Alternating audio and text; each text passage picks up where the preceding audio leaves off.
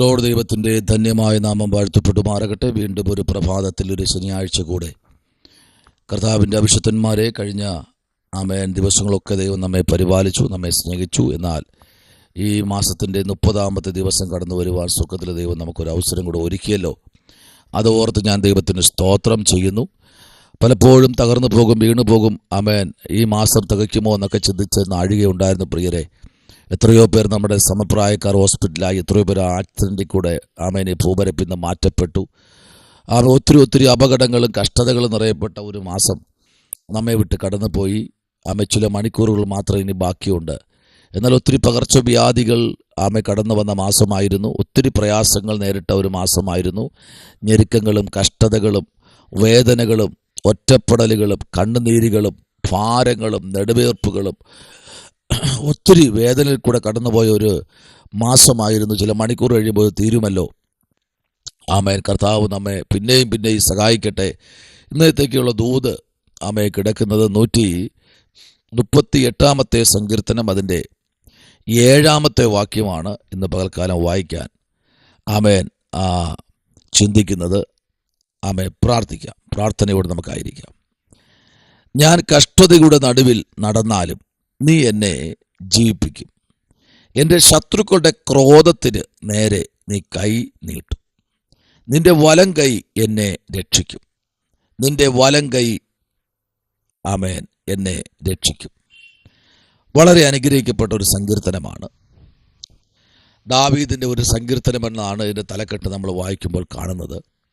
തുടക്കം തന്നെ ഇങ്ങനെയാണ്: ഞാൻ പൂർണ്ണ ഹൃദയത്തോടെ നിനക്ക് സ്തോത്രം ചെയ്യും. കണ്ടോ, സകല ദേവന്മാരും നോക്കി നിൽക്കെ ഞാൻ നിനക്ക് എന്ത് ചെയ്യും?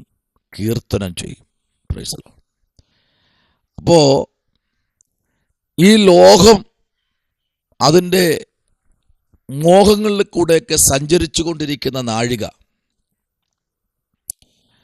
അപ്പോൾ തന്നെ തൻ്റെ ഭക്തനായിരിക്കുന്ന ദാവീദ് രാജാവ് പറയുന്നു, ഞാൻ കഷ്ടതയുടെ നടുവിൽ നടന്നാലും. കണ്ടോ, രാജാവിനും കഷ്ടത, രാജാവിനും ഞെരുക്കം, രാജാവായിരിക്കുന്ന ദാവീദിനും പ്രശ്നങ്ങൾ. ഇന്ന് പകലിൽ ഉണ്മയോടെ ജീവിക്കുന്ന സകലർക്കും പ്രശ്നം തന്നെ ദൈവ പൈതലേ. പക്ഷേ അതിൻ്റെ നടുവിൽ കൂടെ നിന്നെ ജീവിപ്പിക്കുന്ന ഒരു ദൈവമുണ്ട്, മറന്നു പോകരുത്. അതാണ് 23-ാമത്തെ സങ്കീർത്തനം നമ്മൾ പഠിക്കുമ്പോൾ 23-ാമത്തെ സങ്കീർത്തനത്തിനകത്ത് ദാവീദ് രാജാവ് പറയുന്നൊരു ദൂത് നിങ്ങൾ കേൾക്കും അല്ലേ. 4-ാമത്തെ വാക്യം പറയുന്നു, കൂരിൽ താഴ്വരയിൽ കൂടി നടന്നാലും ഞാൻ ഒരനർത്ഥവും ഭയപ്പെടുകയില്ല. നീ എന്നോട് കൂടെ ഇരിക്കുന്നുവല്ലോ, നിന്റെ വടിയും കോലും എന്നെ ആശ്വസിപ്പിക്കുന്നു. Price the Lord.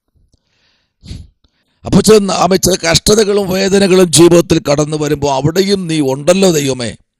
ഈ കൂരിരുൾ എന്ന് പറയുമ്പോൾ മരണത്തിൻ്റെ താഴ്വര, മരണനിഴലിൻ്റെ താഴ്വരയിൽ കൂടെ കടന്നാലും അവിടെയും നീ എന്നോട് കൂടെ ഉണ്ടല്ലോ. എത്രയോ വട്ടം ഈ മാസം തന്നെ തീരും മുൻപേ അപകടങ്ങൾ സംഭവിക്കേണ്ടതായിരുന്നു. എന്തുമാത്രം പ്രശ്നങ്ങൾ ജീവിതത്തിൽ കടന്നു വരേണ്ടതായിരുന്നു. അവിടെയെല്ലാം വിടുവിക്കുന്നൊരു ദൈവം ഉണ്ടായിരുന്നല്ലോ. സകലത്തിൻ്റെയും അധികാരിയായ ഒരു ദൈവം ഉണ്ടായിരുന്നല്ലോ. ആ ദൈവത്തെ ഇന്ന് പകൽക്കാലം സ്തോത്രം ചെയ്ത് ആരാധിപ്പാൻ തയ്യാറായിക്കോ. Praise the Lord.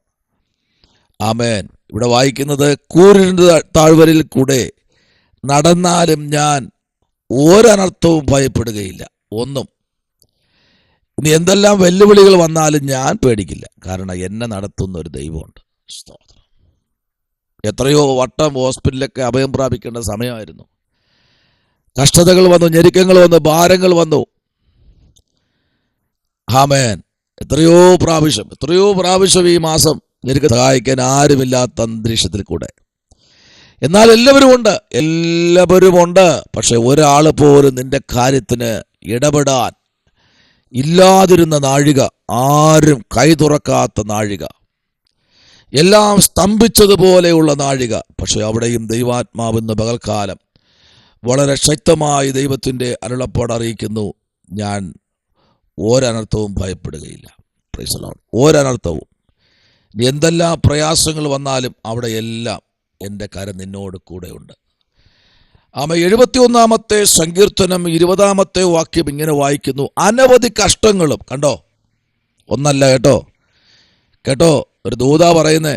ദൈവഭക്തന്മാരെ, ദൈവമക്കളെ, പലപ്പോഴും നിങ്ങളുടെ മൊബൈലിലൊക്കെ ഈ വീഡിയോ വരുമ്പോൾ നിങ്ങൾ കാണാതെ അങ്ങ് തെന്നിക്കളയാറുണ്ട്. Price the Lord.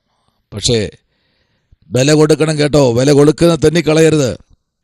ആമേൻ. അനവധി കഷ്ടങ്ങളും അനർത്ഥങ്ങളും ആമേൻ ഞങ്ങളെ കാണുമാറാക്കിയവനെ,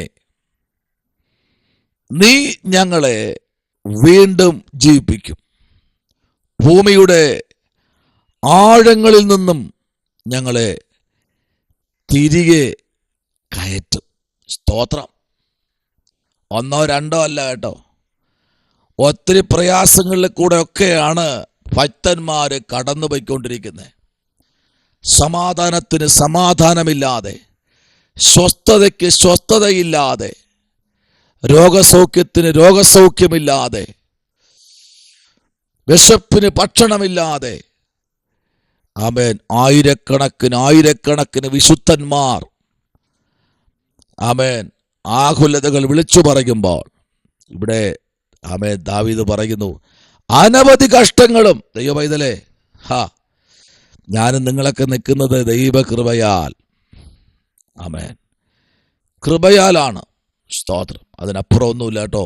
ഭയങ്കര ദൈവപ്രവൃത്തിയായി ഇന്ന് പകൽക്കാലം. അതല്ലേ പാട്ടുകാരൻ പാടിയത്, കഷ്ടങ്ങളിലും പതറിയിടല്ലേ, കണ്ണുനീരിലും തളർന്നിടല്ലേ, ഞാനെന്നും നിന്റെ ദൈവം, നീയെന്നും എന്റേതാണേ, ഞാനെന്നും നിന്റെ ദൈവം, നീയെന്നും എന്റേതാണേ. ഹല്ലേലൂയ. Price the Lord. പാട്ടുകാരൻ പറയുകയാണ്, നിന്നെ കുറ്റം വിധിച്ച് തള്ളിക്കളഞ്ഞെന്നാലും പിന്മാറിപ്പോയിടല്ലേ, പിറുപിറുപ്പില്ലാതെ മുൻപോട്ടു പോകുവാ, യേശുവെന്നും നിന്റെ കൂടെ. കണ്ടോ, ജീവിതത്തിൽ പ്രയാസങ്ങൾ കയറി വരും. പക്ഷേ ഇവിടെ ദാവീദ് പറയുന്നു, അനവധി കഷ്ടങ്ങളും അനർത്ഥങ്ങളും. അനവധി പ്രയാസങ്ങൾ കണ്ടു. പക്ഷെ അവിടെ നിന്നെല്ലാം നീ എന്നെ എന്ത് ചെയ്തു? കാണുമാറാക്കിയവനേ. Praise the Lord. ഇത്രയും കഷ്ടങ്ങൾ ഞങ്ങൾ കണ്ടു, ഞങ്ങളുടെ കണ്ണുകൊണ്ട് കണ്ടു. അനർത്ഥങ്ങൾ ഞങ്ങളുടെ കണ്ണുകൊണ്ട് കണ്ടു. പ്രയാസങ്ങൾ ഞങ്ങളുടെ കണ്ണുകൊണ്ട് കണ്ടു. അവിടെയെല്ലാം നീ ഞങ്ങളെ രക്ഷിച്ചതിനായി സ്തോത്രം. ഹല്ലേലൂയ. എത്രയോ അപകടങ്ങളല്ലേ നമ്മൾ കണ്ടത് കഴിഞ്ഞ ഒരു മാസം, ഈ 30 ദിവസത്തിനകത്ത് എന്തുമാത്രം അപകടങ്ങൾ കണ്ടു അല്ലേ?